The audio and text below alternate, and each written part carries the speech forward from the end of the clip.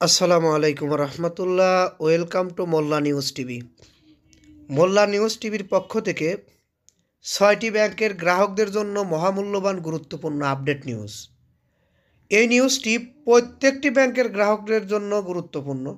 তবে 6টি ব্যাংকের গ্রাহকরা এবার যে সিদ্ধান্ত নিয়েছে, এই সিদ্ধান্তে যদি অটল থাকে তাহলে দেশের পরিস্থিতি কিন্তু ঘুরে যেতে পারে।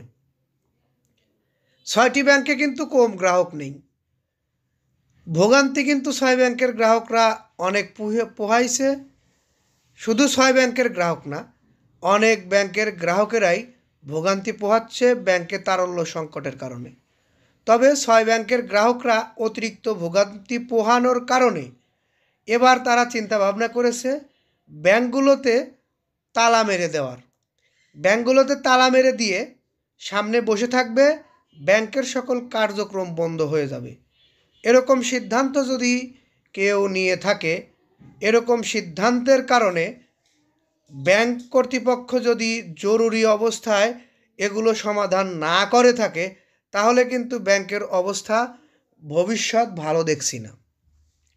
এই নিউজটিতে প্রায় 9.5 মিলিয়ন লাইক এসেছে। এই নিউজটি নয়া দিগন্ততে প্রকাশিত হয়েছে।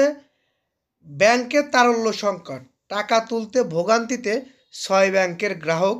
এ কারণেই এই 6 ব্যাংক যে জায়গায় রয়েছে বাংলাদেশের সব জায়গার শাখাগুলো থেকে যদি আগামী দিন থেকে, অর্থাৎ আগামী রবিবার থেকে পরিমাণ মতো টাকা, অর্থাৎ চাহিদা মতো আমানতের টাকা ফেরত না দিতে পারে, তাহলে ব্যাংকে হয়তো তালা দেওয়া হতে পারে। টাকা না পেয়ে অনেক ব্যাংকের শাখায় গ্রাহকদেরা অলরেডি তালা দিয়েছেন, এমন ঘটনাও আমরা দেখেছি। একটি ছবি আপনারা দেখছেন এখন, একটি ব্যাংকের শাখায় কিন্তু গ্রাহকরা তালা দিচ্ছে।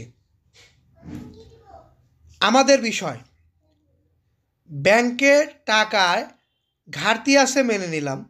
এই 6 ব্যাংক, যে 6 ব্যাংকের নাম এখানে উল্লেখ করা হয়েছে, তারল্য সহযোগিতা পেয়েছে প্রায় 500 কোটি টাকা।